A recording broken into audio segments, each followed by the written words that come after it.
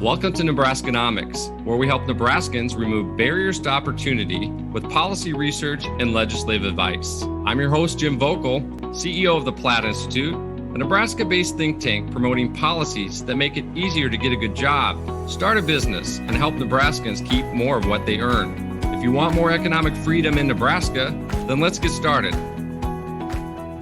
On our last episode, we discussed some of the practical and economic reasons why Nebraska should eliminate more of its sales tax exemptions.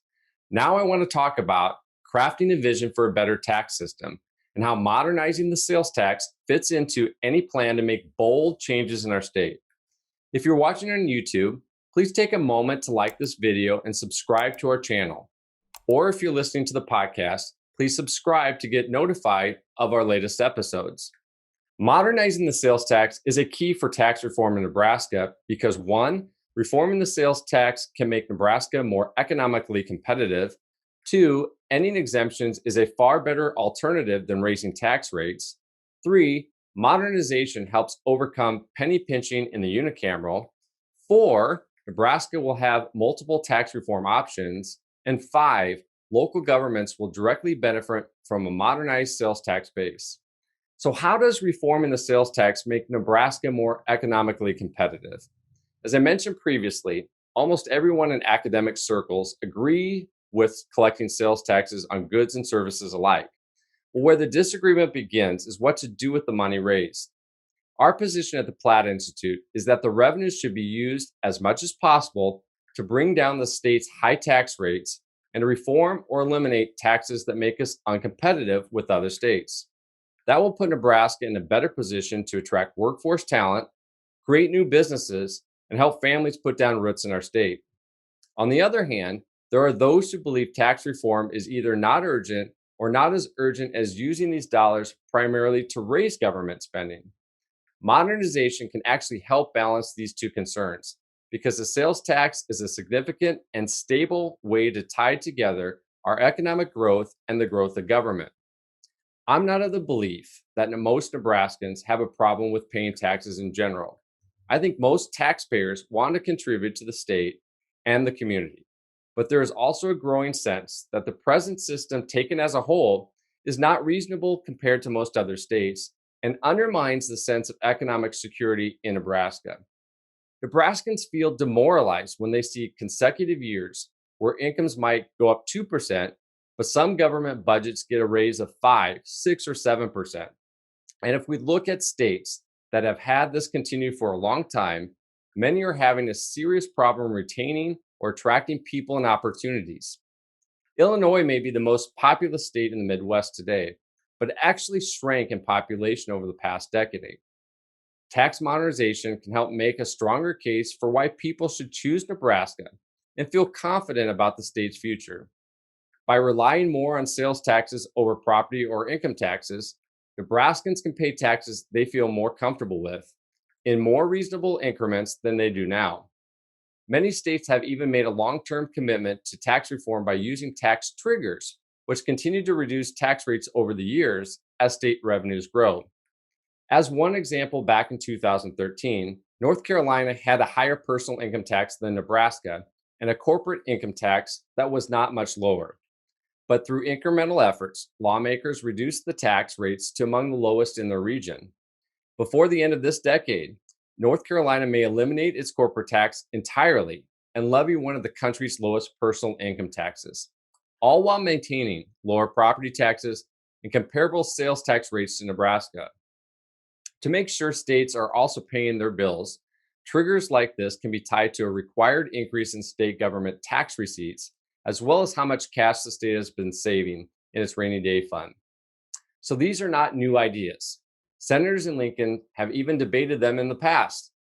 But as the years have gone by, states all over the country have shown us ways to have a broad, stable funding for services Nebraskans expect, as well as a tax system that is welcoming to everyone who wants the opportunity to succeed in our state. And with a growing sense of urgency to deliver on tax changes, especially on property taxes, there has always been the risk that Nebraska would adopt brazen tax increases that don't solve the basic problem. And sales tax modernization is a far better alternative than raising tax rates. At first glance, A lot of taxpayers might think having to pay sales tax on a haircut, calling an Uber, or taking their pet to the veterinarian would be a rotten deal for them. But it can also enable Nebraska to have a tax system most Nebraskans say they really want. Look, taxpayers are right to be skeptical of any tax they're not paying now. Historically, the entire reason Nebraska even has income and sales taxes is because people were once promised it would help in the fight against property taxes. So, getting the details of reform right is critically important.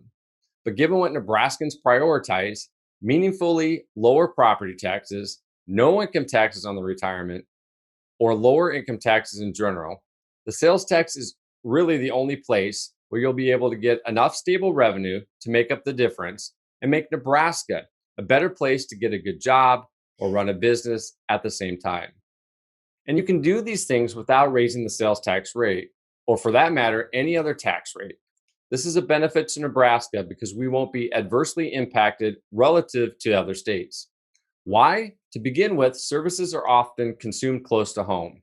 But if you visit Nebraska's neighboring states, you'll find that plenty of goods and services that we don't tax in Nebraska are already taxed in states nearby, sometimes at higher rates.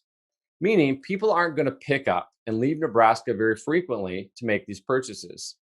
And because revenues from a broader sales tax will increase as the economy grows, lawmakers will have an alternative to frequent demands for higher tax rates in Lincoln.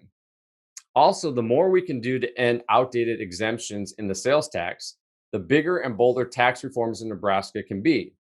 We have a lot of other taxes Nebraskans care about, and several that create extra red tape for Nebraska businesses and entrepreneurs.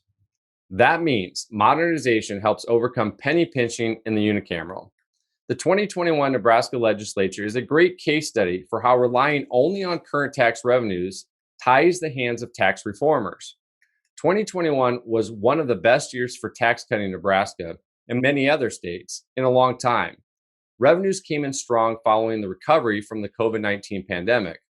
Here at home, lawmakers were able to stash away more money for property tax relief programs, top off the state's emergency cash reserve, cut the corporate income tax, and commit to ending state income taxes on military retirement pay and Social Security.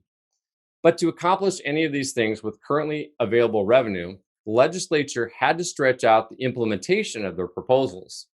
The corporate income tax rate is slated to drop just 1 percentage point over 4 years, while the end of the tax on Social Security may take up to a decade to fully realize. So even in its best revenue situation in a long time, lawmakers in Lincoln were only able to do so much to change the course of our tax system with the current tax receipts. Now, as I've mentioned, gradual change is not automatically a bad thing.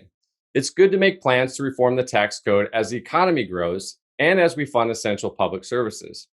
But other states are making more ambitious tax reforms today, and the world could be a very different place 10 or 15 years from now. So taxpayers and policymakers may not be well served by waiting so long in every case, and a broader sales tax can speed up the process in a responsible way. In addition, modernization gives Nebraska multiple tax reform options. Now look, if taxpayers in Nebraska really find paying sales taxes to be more objectionable than property taxes or income taxes, there is an off-ramp that could work. We could just take the money from ending exemptions and cut the sales tax as low as we can, or at least reduce sales taxes as part of a larger package. From an economic standpoint, low rates from any tax cut can be good, not just because we pay less tax, but because those taxes become less likely to influence our economic decision making in a harmful or counterproductive way. But when we've surveyed Nebraskans about their tax priorities, the sales tax is almost always seen as the favored alternative to our current taxes, and low on the list of taxes that worry taxpayers. That's understandable because Nebraska's sales tax rate is already competitive nationally. The state and local average sales tax rate in Nebraska is about 7%, which is the 29th highest, so it compares more favorably than our other taxes. All over the country, states have used a broader sales tax to facilitate pro-growth tax reforms. But it's important to remember that it's not just the state budget and economy that can benefit. Local governments will directly benefit from a modernized sales tax base. Sales that are taxable at the state level are also taxable in cities and counties with local sales tax authority. When I drive out to Kearney or Grand Island, I always make my first pit stop in York, Nebraska. Now, the city of York has a 2% local sales tax. But as I discussed on our previous episode, plenty of things that we buy passing through a town like York can be tax-free with the current sales tax exemptions. If I stop at a gas station and fill up, I do pay gas tax for my use on the roads, but I don't pay any sales tax on the gas. In some states, there is sales tax on gasoline, but that's just the start. If I walk inside the gas station and buy a bottle of pop and a candy bar, those sales are exempt too. If we modernize the sales tax, a city like York will also get a share of the sales tax we added to the tax base. I predict expanding the sales tax to gasoline would be a pretty tough fight, but I would guess a city situated on the interstate like York would like to be able to collect 2% of the sales of soft drinks and candy bars, and so would their property taxpayers. Furthermore, under Nebraska's current tax laws, county governments are not allowed to collect sales taxes within any area where cities also collect a sales tax.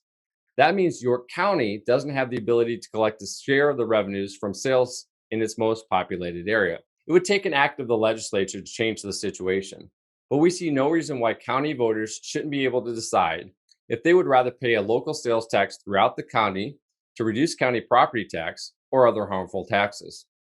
Once again, there's more than one way for local governments to use this revenue.